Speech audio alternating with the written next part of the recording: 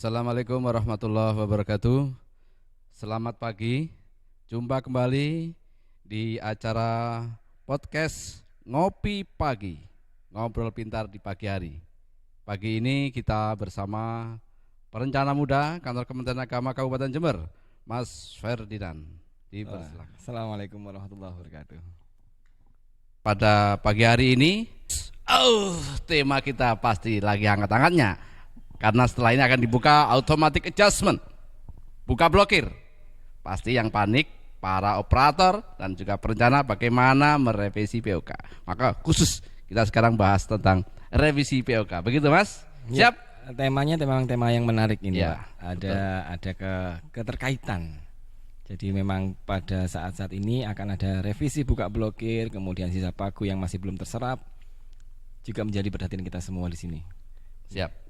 Dan harus tancap gas. Karena waktu kita mepet. Betul sekali. Siap.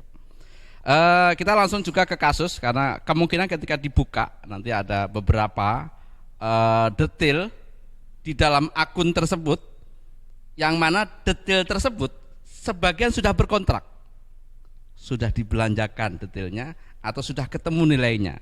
Misal ada satu detail, 2, 3 detail sudah berkontrak, ada detail keempat ini masih di blok, baru akan dibuka.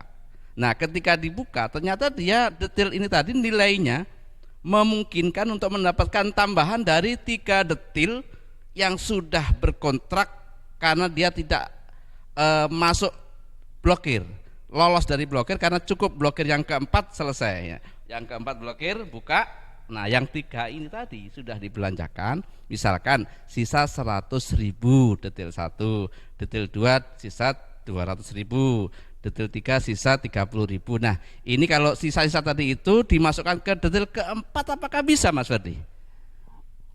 Kalau sepemahaman saya ya Pak dari DIPA yang ada di kita, berarti kan itu sudah menjadi hak pengelolaannya dari kuasa pengguna anggaran. Apapun yang ada di situ, kecuali itu tidak merubah lompat pagar menjadi beda akun atau sebangsanya, selama itu masih dalam satu akun dan menjadi beberapa detail di situ, itu sudah menjadi kewenangan kita. Jadi kita tidak perlu untuk minta izin lagi ke pihak eselon 1 atau Kementerian Keuangan. Jadi memang kalau sudah masuk ke detail itu sudah rumah kita sendiri di situ Pak. Jadi saya rasa dengan sedikit revisi seandainya dengan kasus yang tadi itu ada beberapa yang sudah berkontrak. Kemudian ketika berkontrak tadi selesai, kemudian masih ada sisa dana, di mana dana tersebut katakanlah masih sedang ada di blokir, kemudian blokirnya dibuka. Ketika ini tidak dimanfaatkan, sedangkan ini sudah berada di rumah kita sendiri, maka sebaiknya memang dimasukkan lagi ke dalam detail yang memang belum atau memang yang kurang. Jadi saya rasa mohon koreksi nanti kalau salah, kalau ada peraturan yang lain yang lebih update. Saya rasa ini masih bisa diperbolehkan oleh KPA. Jadi tanggung jawabnya sudah menjadi ranah kewajiban dari KPA itu sendiri Pak. Siap. Jadi kesimpulannya bisa.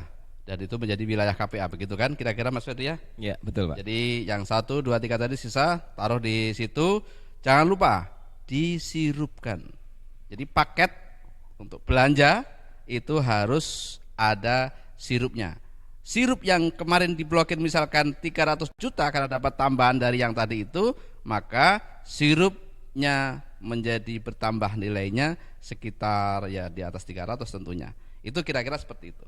Oke, untuk yang ini kita simpulkan bisa, begitu kan? Iya, betul Pak. Untuk selanjutnya ini ada pertanyaan lagi.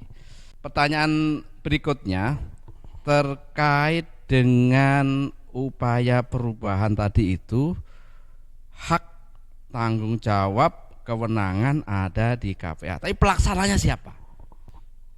Oke, untuk proses revisi seperti itu, karena ini merupakan tanggung jawab KPA, maka di sini seyogyanya dan seharusnya PPK tadi membuat surat komitmen, dalam artian surat permintaan untuk melakukan revisi kepada KPA dengan alasan yang disebutkan dalam surat permohonan tadi, bahwasanya untuk mendukung kelancaran operasional, mempercepat penyerapan anggaran dan sebagainya, kemudian ditujukan kepada KPA.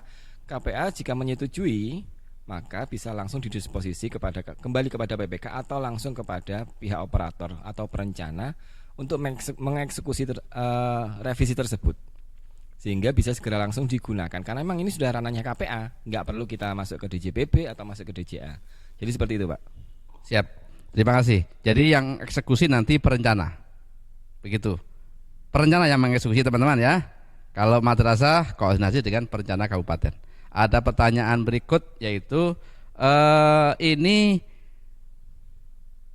akunnya antara 532.111 dan 533.111. Jika sisanya ada di 533.111, apakah KPA juga masih memiliki tanggung jawab dan kewenangan di situ? Sisa dari 533.111 tadi itu bisa ditambahkan ke 532.111. Output yang sama. Dalam kasus ini output yang sama, komponen yang sama, beda akun nggih Pak ya?